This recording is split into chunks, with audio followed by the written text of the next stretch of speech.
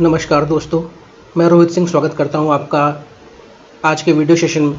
दोस्तों, आज का वीडियो सेशन हमारा मंथली करंट अफेयर्स है मई महीने का। और हमारा जो पिछला वीडियो था उसमें हमने मई महीने के आर्ट एंड कल्चर के करंट अफेयर्स को देखा था। आज हम देख रहे हैं डिफेंस के करंट अफेयर्स पूरे मई महीने के। तो पहली न्यूज़ में चलते हैं। पहली न्यूज़ है एक्सरसाइज रिम्पैक के बारे में। तो न्यूज़ में इसलिए है कि इस बार ग्लोबल कोरोना वायरस पैंडेमिक की वजह से ये एक्सरसाइज रद्द कर दी गई। इस बार की इसकी थीम थी कैपेबल एडेप्टिव पार्टनर्स। अब बात करते हैं एक्सरसाइज क्या है। तो ये दुनिया की largest international maritime warfare exercise है। दुनिया का सबसे बड़ा अंतर्राष्ट्रीय स्तर का नौसैनिक अभ्यास है और ये हर 2 साल में होता है। 1971 में इसकी शुरुआत हुई थी और हर साल इसका जो मुख्यालय है जहाँ पे ये एक्सरसाइज कंडक्ट होगी तो यूनाइटेड स्टेट्स नेवी का जो इंडो पैसिफिक कमांड है जो कि हवाई में स्थित है। हवाई प्रशांत महासागर में एक द्वीप है। तो हर साल ये वहाँ पे रिम्पैक होती है और किसी भी देश को अगर रिम्पैक एक्सरसाइज में यूएसए की तरफ से बुलावा मिलता है तो ये उसके लिए काफ़ी गर्व की बात होती है। इस एक्सरसाइज के ऑब्जेक्टिव के बारे में बात कर ले तो इसका जो मुख्य उद्देश्य है वो है कि इंटरनेशनल मैरीटाइम पार्टनरशिप्स को बढ़ाना, जिससे देशों के बीच में इंटरऑपरेबिलिटी बढ़े और उससे उन दोनों देशों के बीच में जो पार्टिसिपेटिंग फोर्स जो उनकी आर्मी है उनके बीच में एक बहुत अच्छा कॉन्फिडेंस बिल्डअप हो और जिससे कभी कोई मल्टीटास्किंग वॉरफेयर में शामिल होना या फिर किसी देश के खिलाफ जंग करनी है तो देशों की जो आर्मी से उनके बीच में काफ़ी अच्छा सामंजस्य बना रहे, इसी को लेकर हर 2 साल में रिम्पैक एक्सरसाइज आयोजित होती है और हर बार इसका होने का जो स्थान है वो हवाई में होता है। अब बात करें भारत की तो देखते हैं क्या भारत को कभी रिम्पैक में न्योता मिला है आने का। तो भारत ने 2006, 2010 और 2012 में ऑब्जर्वर स्टेटस के रूप में जो हमारी भारतीय नौसेना है उसने रिम्पैक एक्सरसाइज में भाग लिया था और 2014 से भारत एक परमानेंट मेंबर है इस एक्सरसाइज का। भारत और अमेरिका के बीच में और भी युद्ध अभ्यास होते हैं, जैसे एक युद्ध अभ्यास का नाम है वज्र प्रहार। ये भारत और अमेरिका की जो मिलिट्री है, आर्मी है, उनके बीच में होता है और 2010 से ये लगातार हो रहा है। ये वार्षिक है और अलग अलग एक साल ये भारत में होता है, फिर अगले साल ये यूएसए में होता है, मतलब अल्टरनेट इसकी लोकेशंस होती हैं। अगली एक्सरसाइज का नाम देखते हैं युद्ध अभ्यास। हमने अभी पढ़ा है वज्र प्रहार, ये मिलिट्री की है। अब युद्ध अभ्यास देखते हैं। ये भी मिलिट्री की एक्सरसाइज है और ये भारत और अमेरिका के बीच में होती है। ये भी एनुअल एक्सरसाइज है। तीसरी जो है वो है टाइगर ट्रायम्फ। ये ट्राई सर्विस मिलिट्री एक्सरसाइज है जो कि भारत और यूएसए के बीच में होने की बात अभी तय हुई है। अभी तक इसका एक भी वर्जन कंडक्ट नहीं हुआ है, लेकिन इस एक्सरसाइज में टाइगर ट्रायम्फ में भारत और अमेरिका की तीनों सेनाएं एक साथ युद्धाभ्यास करेंगी। चलते अगली न्यूज़ पे, आर्टिका एम सैटेलाइट के बारे में। तो ये न्यूज़ में इसलिए कि रशिया ने यह तय किया है कि 2020 के अंत से पहले ये आर्टिका एम सैटेलाइट को लॉन्च कर देगा। अब बात करते हैं क्या खास है इस सैटेलाइट में। ये तस्वीर देखिए, ये आर्टिका एम सैटेलाइट की है। इस सैटेलाइट का काम रहेगा कि जो हमारा आर्कटिक सर्कल है, दोस्तों आपको पता होगा धरती के जो 2 पोल्स हैं, नॉर्थ और साउथ पोल। नॉर्थ पोल में आप जाएंगे तो आपको वहाँ पे आर्कटिक सर्कल मिलेगा और साउथ पोल में एंटार्क्टिक सर्कल मिलेगा। तो आर्कटिक सर्कल के आसपास के क्लाइमेट को मॉनिटर करने का काम इस सैटेलाइट का है और इस सैटेलाइट को बनाया है रशिया ने और रशिया इसको लॉन्च करेगा। और इस सैटेलाइट को लेकर जाने वाला जो रॉकेट लॉन्चर है उसका नाम है सोयूज 2-1B। ये रशिया का है। ये फ्रिगेट बूस्टर इसमें लगा हुआ है और इस सैटेलाइट के से हमें जो आर्कटिक सर्कल के आसपास के जो क्लाइमेट है, जो वहाँ का वेदर है, उसमें हो रहे परिवर्तन के बारे में काफ़ी अच्छे और सटीक डेटा मिलेंगे, जिससे हम इस बात को मॉनिटर कर पाएंगे कि धरती में जो ग्लोबल क्लाइमेट चेंज हो रहा है उसकी रफ्तार क्या है और उससे हमारी पर्यावरण और हमारी मानव जाति पे क्या प्रभाव पड़ेगा। अगली न्यूज़ पे चलते हैं। China's largest carrier rocket Long March 5B। तो ये चाइना का सबसे बड़ा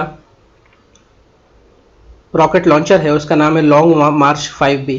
अगर आप लोगों को पता हो तो आप मुझे कमेंट सेक्शन में बताइएगा कि चाइना के इतिहास में लॉन्ग मार्च के नाम से एक बहुत ही ऐतिहासिक घटना जुड़ी हुई है। अगर नहीं पता है तो आप गूगल करिए और बताइए मुझे कमेंट बॉक्स में। तो अभी हाल ही में चाइना ने अपने देश के सबसे बड़े कैरियर रॉकेट लॉन्ग मार्च SB को, यहाँ पे सॉरी ये 5 है, 5B को सफलतापूर्वक अपने स्पेस लॉन्च सेंटर जो कि वेनचैंग में है, वेनचैंग नाम से है और हेनान प्रांत में है, वहाँ से लॉन्च किया है। जैसा कि आप लोगों को पता हो कि भारत में जो हम सैटेलाइट लॉन्च करते हैं वो सतीश श्रीहरिकोटा से लॉन्च करते हैं और श्रीहरिकोटा आंध्र प्रदेश में है। तो हमारे पास सतीश धवन स्पेस सेंटर है, वहाँ से हम लॉन्च करते हैं। और चाइना के पास जो ये कई सारे सैटेलाइट लॉन्च पैड है, इनमें से एक का नाम है वेनचांग स्पेस लॉन्च सेंटर। चलते हैं अगली न्यूज़ पे। ये देखिए तस्वीर, बहुत विशालकाय रॉकेट लॉन्चर है ये, और काफ़ी इसकी भव्यता इसकी दिख रही है इस तस्वीर में। आप देखिए, ये है चाइना का सबसे बड़ा और powerful carrier rocket launcher Long March 5B। तो इसके बारे में कुछ जान लेते हैं। तो it was the first mission carried out by the long March 5B which was carrying a new generation space craft. तो ये जो लॉन्ग मार्च 5B है, इसका ये पहला मिशन है और चाइना सरकार को इस रॉकेट लॉन्चर से काफ़ी ज़्यादा उम्मीदें हैं, क्योंकि चाइना का ने ये दावा किया है कि वो लो अर्थ ऑर्बिट में अपना खुद का इंटरनेशनल स्पेस स्टेशन बनाएगा और उसको वहाँ तक साजो सामान ले जाने के लिए एक बेहतरीन और सबसे मजबूत एक रॉकेट लॉन्चर की आवश्यकता थी, और चाइना का ये लॉन्ग मार्च 5B उसकी इस कमी को पूरा करेगा। ये इससे कुछ स्पेसिफिकेशन है कि ये लगभग 850 टन का सामान लेकर जा सकता है और वापस भी आ सकता है। और सबसे खास बात जैसे मैंने कहा कि चाइना का जो उद्देश्य है कि वो अपना खुद का अंतर्राष्ट्रीय स्पेस स्टेशन बनाएगा, तो वहाँ उसको भेजने के लिए उसके जो एस्ट्रोनॉट हैं उनको भेजने के लिए और उनको लाने के लिए, और वो वहाँ पे रहेंगे तो उनसे जुड़े हुए साजो सामान को पहुँचाने के लिए इसका काम लिया जा सकता है। और इस लॉन्ग मार्च 5B में 6 क्रू मेंबर्स को ले जाने की भी व्यवस्था की गई है, और ये सब चाइना अपने खुद का इंटरनेशनल स्पेस स्टेशन बनाने की जो उसकी सोच है, जो उसकी मंशा है, उसके तहत किया जा रहा है। अगली न्यूज़ में चलते हैं। Integrated battle groups to be operational soon. तो अब देख लेते हैं कि इंटीग्रेटेड बैटल ग्रुप्स क्या है। पहले आप ये समझिए कि अभी हमने जो भी युद्ध लड़े हैं, आखिरी युद्ध जो हमने लड़ा था वो कारगिल का था 1999 का। तो हमने अभी तक जो भी युद्ध लड़े उसमें अलग अलग हमारी जो थल सेना है, नौसेना है या वायुसेना है, ये अलग अलग मोर्चे पे अलग तरीके से लड़ती हैं, और इनके प्रमुख अलग अलग व्यक्ति होने के कारण इनमें कोऑर्डिनेशन की कमी देखी गई है। कई बार ऐसा होता है कि आर्मी को तुरंत आवश्यकता है कि एयरफोर्स की, लेकिन वो एयरफोर्स कोऑर्डिनेट नहीं दे पाती, क्योंकि एयरफोर्स के अलग चीफ हैं और आर्मी के अलग चीफ हैं। तो ये सोचा गया है कि कभी, और हमारे साथ दिक्कत ये है कि हमारे जो पड़ोसी चाइना और पाकिस्तान है, दोनों हमसे लड़ने को उतारू रहते हैं। अभी भी देख रहे हैं कि आप टेंशन से बना हुआ है इंडिया चाइना के बॉर्डर में जो लद्दाख के पास है। तो सरकार ने ये सोचा कि हमारे पास हम ऐसा एक समूह बनाया जिसमें हमारे पास आर्मी, नेवी और एयरफोर्स तीनों के लोग हों, और हम जब चाहें तब इनको बहुत तेज़ी से युद्ध फ्रंट में, मतलब वॉर फ्रंट में इनको डिप्लॉय कर सके, और इनकी कमांड किसी एक व्यक्ति के हाथ में, जिससे उसको डिसीजंस लेने में ज़्यादा परेशानी नहीं हो और ज़्यादा समय नहीं लगे, और हम अपने जो हमारा कैजुअलिटीज़ होती है, जो हमारा युद्ध में हानि होती है, उसको हम कम से कम कर सके। इसी सोच को लेकर इंटीग्रेटेड बैटल फोर्स का गठन किया गया है, और इसके बारे में प्रधानमंत्री मोदी ने हरी झंडी दे दी है, और ये सारा कामकाज देख रहे हैं जो चीफ ऑफ डिफेंस स्टाफ हैं विपिन रावत जी, उनके अधीन इंटीग्रेटेड बैटल ग्रुप्स बनाने की पेशकश की गई है। और हम देखेंगे आप लोगों कि 1 साल के अंदर आपको IBGs दिख जाएंगे। तो और ये जो इंटीग्रेटेड बैटल ग्रुप्स हैं, इसमें एक ब्रिगेड साइज बराबर इसमें सैनिक होंगे। ब्रिगेड का जो मुखिया होता है ब्रिगेडियर होता है, तो एक ब्रिगेड बराबर यहाँ पे सैनिक होंगे और उनसे जुड़ उनको लेकर जो भी साजो सामान, हथियार, गोला बारूद, वो सब इनको मुहैया कराया जाएगा। और सबसे मेन बात यह है कि किसी भी अनहोनी के समय हम 12 से 48 घंटे के बीच में इन आईबीजीज को डिप्लॉय कर सकते हैं अपने वॉर फ्रंट में, अपने जो सीमा क्षेत्र है वहाँ पे। और काफ़ी ज़रूरी भी है क्योंकि हमने जो 1999 का युद्ध लड़ा उसमें हमने सारा अधिकतर जो काम था वो मिलिट्री का था, थोड़ा सा एयरफोर्स का यूज़ किया था, नेवी का यूज़ नहीं किया था। 1971 वाले में हमने आर्मी और नेवी का उपयोग किया। 1962 वाले में हमने एयरफोर्स का बिल्कुल उपयोग नहीं किया, नेवी का बिल्कुल उपयोग नहीं किया जब चाइना से युद्ध लड़ा। लेकिन अब ऐसे सिनेरियो बन रहे हैं कि अब चाहे पाकिस्तान हो चाहे चाइना हो, वो जब हमसे युद्ध लड़ाएंगे तो वो अपनी तीनों सेनाओं को लगा देंगे, तो हमें भी तैयार रहना पड़ेगा। इसलिए ये आईबीजीज जो है एक तरह से रिवॉल्यूशनरी कदम है, बहुत बढ़िया सोच है और बहुत सही कदम है, क्योंकि इस समय जो हालात हैं वो दोनों देशों के साथ अच्छे नहीं है। अगली न्यूज़ पे चलते हैं। टूर ऑफ ड्यूटी यानी टीओडी क्या है? ये एक सुझाव दिया गया है जिसमें आर्मी में जो सर्विस होती है उसमें कोई भी व्यक्ति जो भारतीय इंडियन नेशनल है वो 3 साल की सर्विस दे सकता है और उसके बाद वो वहाँ से वो रिटायर हो सकता है और अपने जो रोज़मर्रा के जो उसके काम है, जो उसकी जॉब है, वो उसको रिज्यूम कर सकता है। ऐसा इसलिए किया गया है कि हम अपने देश में, हमारे पास जो अभी देखा जाए तो हमारे पास 12 लाख की स्टैंडिंग आर्मी है, लेकिन एन वक्त में हमें अगर और अधिक लोगों की आवश्यकता पड़े और हमारे पास एक स्पेयर में आर्मी होनी चाहिए, तो ये एक तरह का सुझाव है जिससे हमारे जो सिविलियंस हैं, जो आम नागरिक हैं, उनके पास भी आर्मी की ट्रेनिंग हो और उसमें पढ़ने पे वो भी आर्मी को सर्व कर सकें। और 3 साल का जो टेन्योर है ये उनके लिए भी काफ़ी फ़ायदेमंद है, जो चाहते हैं कि वो आर्मी में जाना चाहते हैं लेकिन पूरा जीवन आर्मी में देना नहीं चाहते, तो उनके लिए भी काफ़ी अच्छा है कि वो जाएँ, 3 साल आर्मी की सेवा करें और उसके बाद वहाँ से रिटायर हो जाएँ और इस बीच में उनको सारी सुविधाएँ मिलेंगी उन 3 सालों में जो एक आर्मी पर्सनल को मिलती है। तो ये प्रपोज़ल है और ये अंडर कंसिडरेशन है, मतलब अगर अभी ये अप्रूव नहीं हुआ है लेकिन ये प्रपोज़ल आया है और काफ़ी अच्छा प्रपोज़ल भी है ये। और ये एक शॉर्ट सर्विस का तरीका है जिसमें 3 साल के लिए आप आर्मी को ज्वाइन कर सकते हैं। ये सारी बात वही है कि जो मैंने आपको समझाया कि अगर आप फुल कैरियर नहीं चाहते लेकिन आप चाहते हैं कि आप यूनिफॉर्म पहने और देश की सेवा करें, इसके लिए बढ़िया है। अगली न्यूज़ में चलते हैं। डिफेंस टेस्टिंग इंफ्रास्ट्रक्चर स्कीम के बारे में है। तो अभी हमारे जो यूनियन डिफेंस मिनिस्टर हैं राजनाथ सिंह, उन्होंने अप्रूवल दे दिया है कि भारत में डिफेंस टेस्टिंग इंफ्रास्ट्रक्चर स्कीम लाई जा रही है। अब ये जो डिफेंस टेस्टिंग इंफ्रास्ट्रक्चर स्कीम है ये क्या है, इसके बारे में जान लेते हैं।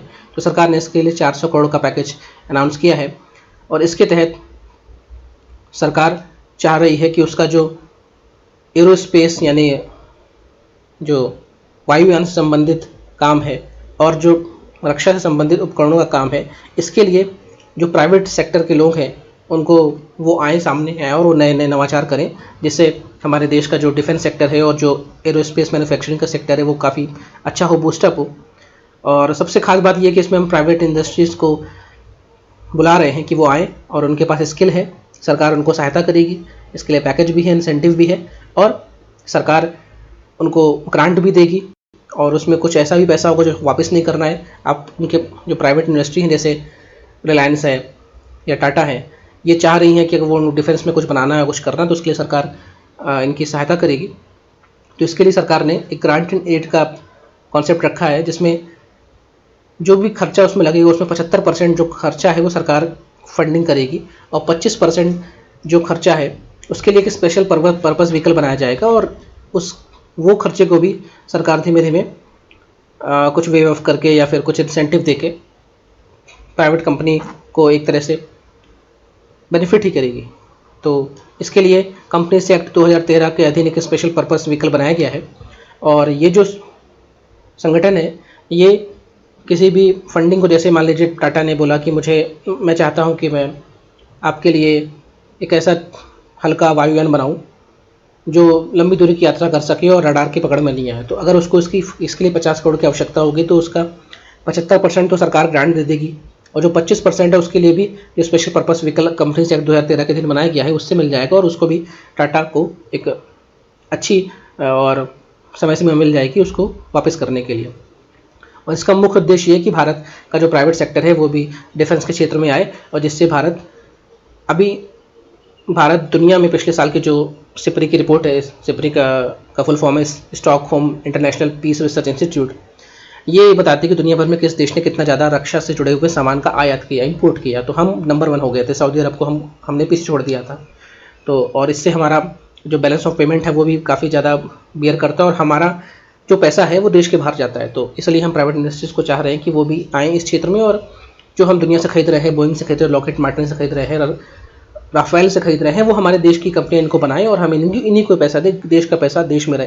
क्योंकि ये मोदी जी ने अभी हाल ही में आत्मनिर्भर भारत का भी स्लोगन दिया है, और वोकल फॉर लोकल का भी स्लोगन दिया है। तो इसके लिए भी ये जो स्कीम है काफ़ी बेनिफिटेड है। तो दोस्तों, ये रहा हमारा मई 2020 का करंट अफेयर, जिसमें हमने इस बात की डिफेंस के सेक्टर, यहाँ पे हमने रक्षा से जुड़े हुए करंट अफेयर्स को देखा है। तो अगर आपको ये वीडियो पसंद आ रहा है, अगर आपको इसमें कुछ भी बेनिफिट लग रहा है, तो आप इसको बिल्कुल लाइक कीजिए, अपने दोस्तों के साथ शेयर कीजिए। अगर चैनल में नए हैं तो इसको सब्सक्राइब कीजिए। कुछ कमी पेशी है मुझे बताइए, कमेंट कीजिए, आपके कमेंट्स वेलकम है। तो मिलते हैं अपने अगले वीडियो सेशन में, जिसमें हम आपको मई 2020 के ही करंट अफेयर्स कराएंगे, लेकिन अलग जैसे हेडिंग के, जैसे ज्योग्राफी के करंट अफेयर्स अभी बाकी हैं, पॉलिटी के करंट अफेयर्स बाकी हैं, इकोनॉमिक्स के बाकी हैं। तो ये सब धीमे धीमे आपको अपलोड हो जाएंगे वीडियो चैनल में। तो थैंक यू गाइस, धन्यवाद, जय हिंद।